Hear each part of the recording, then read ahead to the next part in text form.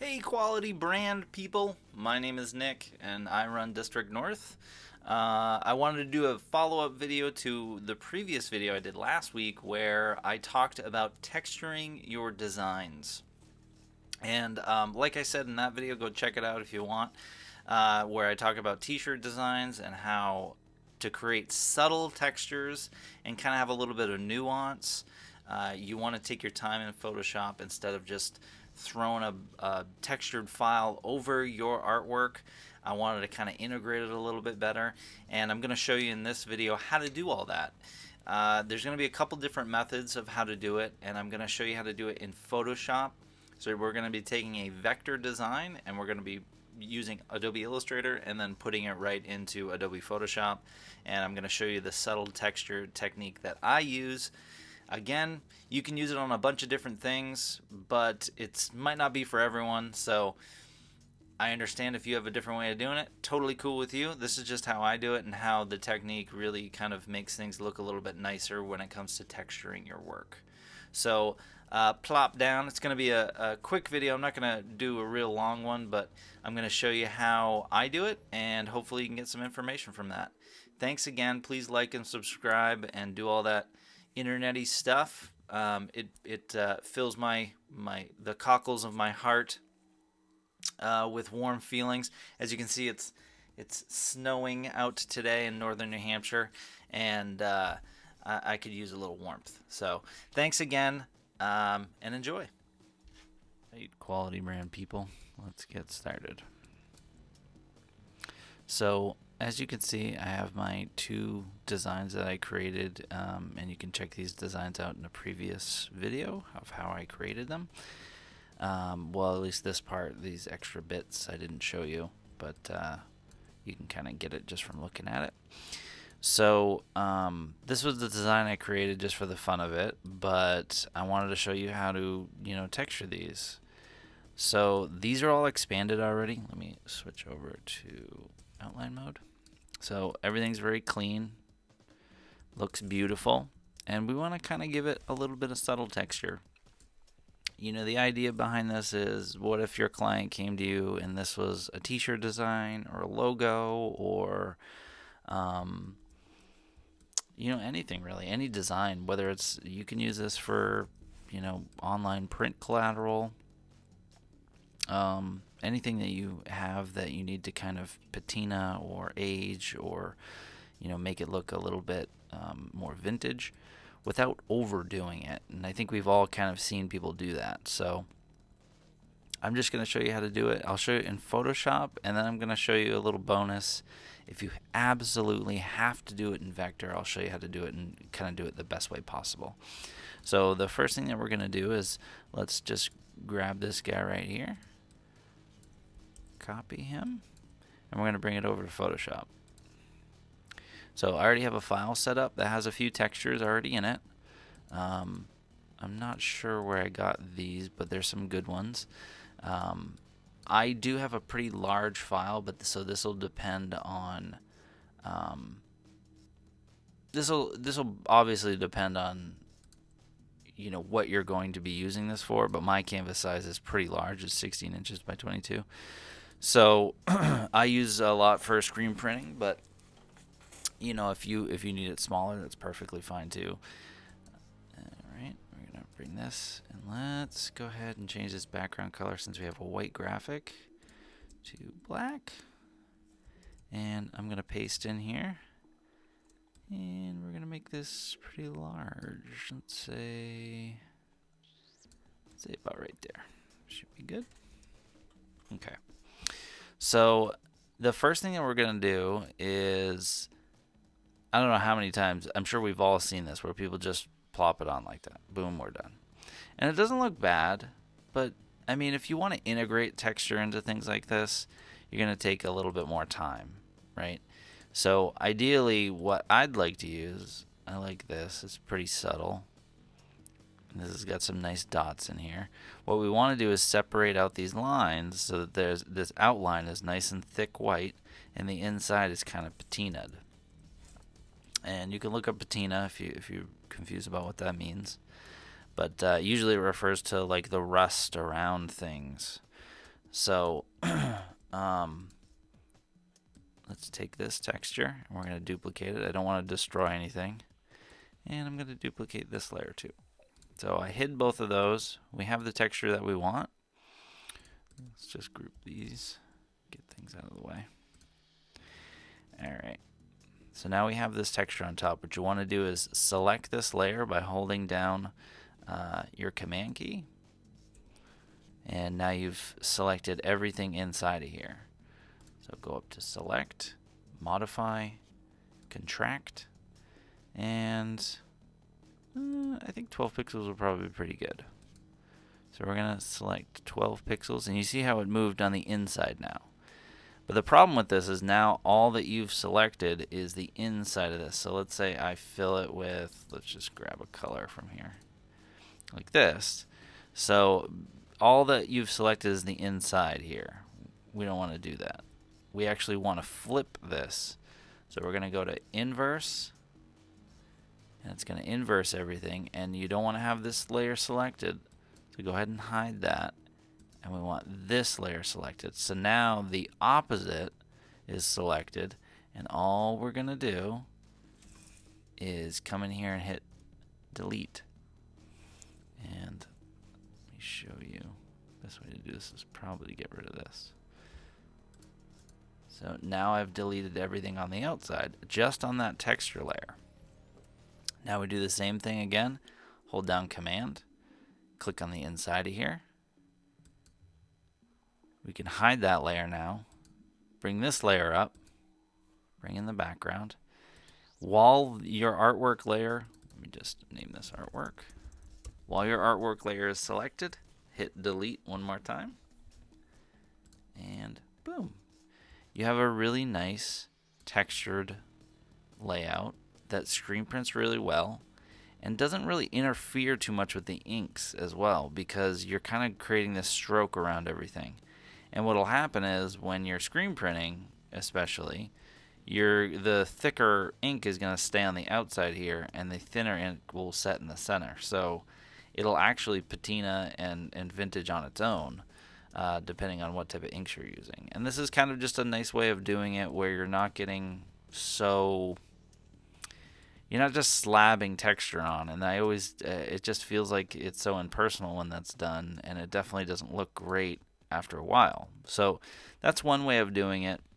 So let's pop in over here, back into Illustrator, and you can use these same techniques on color too. It's just a lot easier if it's a quick video to do it in just one. And if you guys have any questions about doing it with color, please feel free to ask me. I'm happy to do another video about that. So let me bring this in here, and I'll show you how to do it. And let's say your customer's like, it absolutely needs to be 100%. It needs to be in vector. There's no way around it. We're, I don't know, digitally sublimating it, and there's no other way. So you don't want to ever tell a client it has to be this way. There's always workarounds. So this is mine.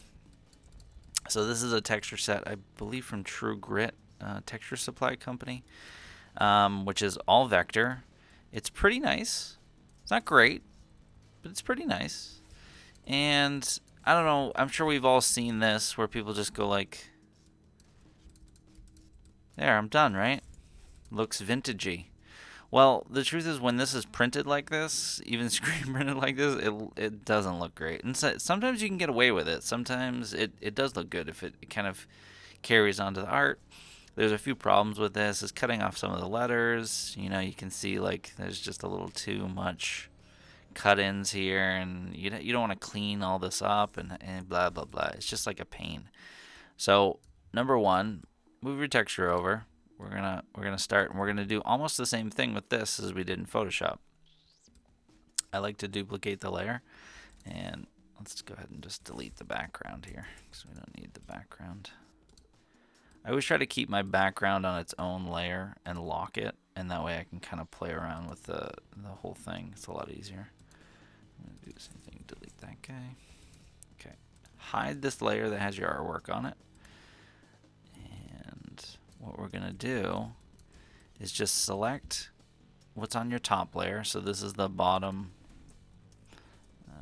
Let's just name it bottom. Alright. And this one top. Alright. So you guys can follow along at home. So we got this file up top. And let's change it to a kind of crazy color so it's more noticeable. Let's say red. Alright. Now what you want to do is do the same exact thing. There's a few ways to do it, but I found this way is pretty quick and painless. So I'll select the whole thing and just select your stroke and change it to the background color. So in this case it's black. Go ahead and round the corners, and then I usually zoom in just to make sure what I'm doing, and then just increase the stroke till you feel that it's kind of enough inside of those reins. And don't worry so much about this stuff not being perfect. We're really just trying to get that, like I said, the patina effect going on in here too. So we're trying to get a good inside inside layer. And you could do this, like I said, a couple of different ways, but this is kind of my way of doing it. It's a lot easier. Select everything. You're going to expand this whole thing. Expand. Select it again. I usually expand twice. I don't know. It's just something I learned a long time ago. Sometimes I'll do it 3 times, even if it does nothing. You go over to your trim, your Pathfinder palette, and hit trim. And what we want to do is just select the red. So I use my group selection tool honestly all the time. I've actually switched, so when you hit A on your keyboard, it doesn't go to just the direct, it goes just to this because I use it so often. I don't know why, I just like it a lot more. So you select your red, and you're gonna do, well, I have a quick key for this, but you're gonna select the same color. So I do select the same fill and stroke, which is right here, and I have my own shortcut for that, but fill and stroke is what you want. And what that does is it selects everything that has the same non-outer stroke but inside red. And that's going to come in handy when you're doing screen separating as well. But now that we have all that selected, I'm going to just hit Command X to cut it. Out of that, I'm going to select everything in here and delete. And now I'm going to paste in front my little like shape that I have here, and we're going to turn this by just make sure everything's, you know, make sure everything in here is basically united and put together, and then go up, and what we're going to do from here is create a clipping mask out of this. So let's drag this over here, and now you can see, let me just pull up that background. So now you can see that everything's kind of, we did the same thing we did in Photoshop, and everything's kind of on the inside. So now what you want to do is shrink this guy down, because we don't want it to be really difficult, realistically, to print, or harsh to print. So we'll want to have it be kind of nice. So let's explain that, and then what we're going to do is copy this in front of your texture, and then select your texture. Command 7 is going to create a clipping mask out of it, and boom. Now you can see that it has its own clipping mask. And what I would do, this is up to you, this is a personal preference, but I would make this kind of small, because I don't want it to be crazy textured. When it's screen printers are getting really good, especially with the screen sizes. So, I mean, they're getting finer and finer meshes. So you really don't want to overdo it with the texturing as well. And that's pretty much what I do. And to me, that looks a lot nicer. It looks a lot less aggressive, I guess, or harsh. And I'd probably play around with these, to be honest with you. I'd move things around. I might even shrink them a little bit more. And you can use different textures. I'm just happy to use. Check out True Grit Supply. I'm not sponsored by them or anything. They're just a good website to to get nice quality textures from. And you can kind of play around and see what works for you. I personally think if you take a little bit of time doing this, your client will be appreciative because the end product will look a lot nicer when it comes to, you know, the day that it's printed. So now you learned how to do it in Photoshop and Vector, so in case you ever need to texturize something, you can do it that way. There is a few other ways that you can actually use Photoshop to really kind of hone in that vintage looking feel.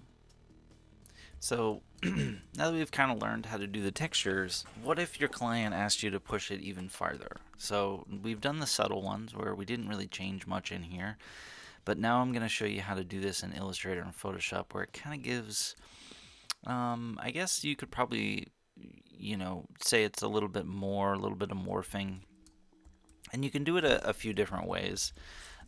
Again, experiment on your own to find the best result that you want, but this is kind of how I do it. If they're absolutely certain it needs to be vector again, and they definitely want to keep it vector, but they want to have kind of, you know, a nicer look, maybe a roughed look, where you don't want to do too much. So one way to do it is to just hit select everything again, go up to your effects tab here, and we're going to go to distort and transform, and I'm going to go down to roughen. So if you hit preview, you're going to see what happens, which is all this crazy stuff. And you've probably experimented with this. I certainly had before, and clicked on it and was like, okay, this isn't working. And you bring it down to 0, and maybe you up it, maybe 1, and you're like, wow, this is just not working. So I have found a few little things that help out with this. One, don't say relative, have it be absolute. And that kind of gives you a better you know, shape in here, but still you're not really, a lot of this little stuff is the problem. So we're gonna hit cancel, and what I've noticed that you can do is just copy, and you can go in increments smaller than that, but I've found that this is a lot easier. If you zoom all the way out, you'll see how big my canvas is just in general. This is the entire artboard. You can't bring anything outside of this, it won't let you. Adobe Illustrator says nope, we don't have memory for that. So I make this pretty large, and let me put it on its own layer. Boop. Alright, and I make it pretty large, and I'm gonna zoom in to where I think there might be problems. So this might be a problem because it's small. So let me just make sure everything's selected again, and I'm gonna zoom in. Yeah, that should be good. Alright, now go and do the same thing again, and you're gonna go to roughen, and we're gonna use the same things, absolute, preview. And now you see things didn't really change all that much, right? And it's because you're a lot larger, so the 5-point size is a little bit more to play with. So I'm gonna zoom in again, just so I can get a good look at what the curves are doing.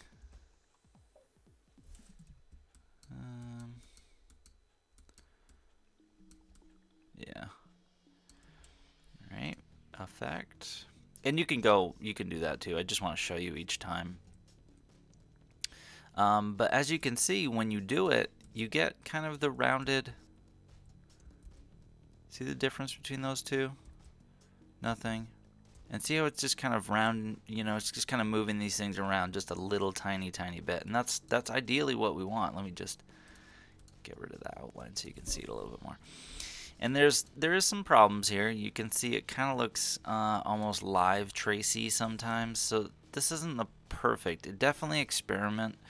Again, I don't love doing this in Illustrator, but if like I said, your client has to, there is some workarounds, and this is one way to do it. And you know, it doesn't look super different when you zoom out, but obviously when it's printed, you'll see this a little bit more, and you can add textures to it, like I had showed you previously.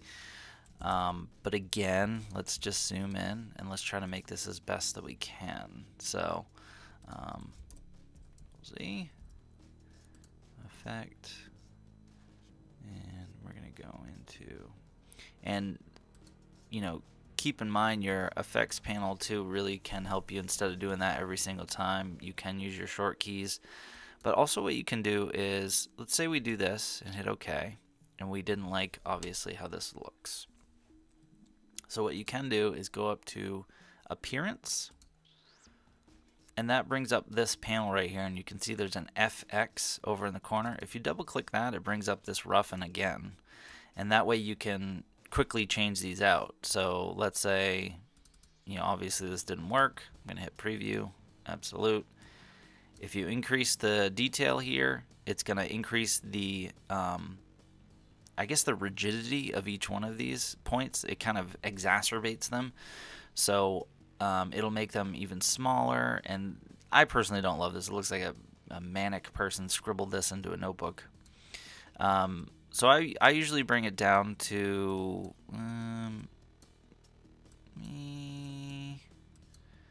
let's say 7 or so, and we can bring this down to 1. And let's say smooth, because we definitely want it to be smooth. And see how if you just play with these, you can kind of get some better results. Let's say that. And you can kind of hit OK and cruise around the artboard here and see how much it's changed. Now again, we're not trying to really upend this, but to give it a little bit of a feel to it. It's not perfect. There, you know, I mean, you can tell that there's some cut-ins here, but that's one way to do it. Play with it to your heart's content. It definitely is very helpful, and your Appearance tab is very helpful as well, especially if you're doing this a lot and you need to make sure that it's working. So we're gonna go ahead and just delete that, and I'm gonna bring up this art again, and let me select this, and we're gonna pop over in Photoshop, and we're gonna see how this works. So again, we have our textured layers. We're not super concerned about those. We'll add those later. But let's plop this guy in here. And let's say we're going to make him about that big. All right, and you can keep this as a, if you want, as a smart object, so you can edit it in Adobe Illustrator as well. I usually don't. Once I'm ready to bring this into Photoshop, I'm pretty much done with the file. I've kind of proofread everything and make sure that everything looks good, and I kind of just move on, to be honest. But if you're a worrywart and need that, you're more than happy to do that. So so now that we have this in here, let's actually give this a little bit more of a nice subtle texture. And I'm not going to go through the texture work like I did before, because you can obviously rewatch that, but let's kind of give these some rounded edges. And a great way to do this, and to kind of give almost you know, a nice soft feel to everything, is to just select your layer, and all you're gonna do is, since this is, you can adjust the levels to this, but I mean basically all you're gonna do is, actually I forgot where it is. Alright, there we go. So filter, distort, ripple, and what we're gonna look for is, hold on,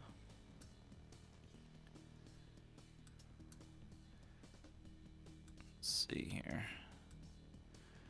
Let's see what this is going to look like, just with a subtle effect on it. So as you can see, the ripple really kind of like moves these into almost like a sketch territory where, you know, every line isn't perfect. You're kind of getting this nice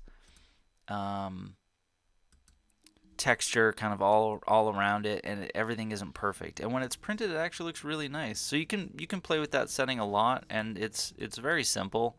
I'm not going to go through every like button to use, but this is just kind of the overall, you know, ideas that you can use when you're subtle texturing your artwork, to not always just plop it right on top. Really, honestly, play with the settings, figure out what works best for your artwork. And I know that you can use a lot of like clipping masks and do a lot of that stuff. I personally don't, only because a lot of my stuff goes to screen printers. So I know that they don't want a huge file with a bunch of stuff. And having a bunch of masks, it tends to upset screen printers, let's say.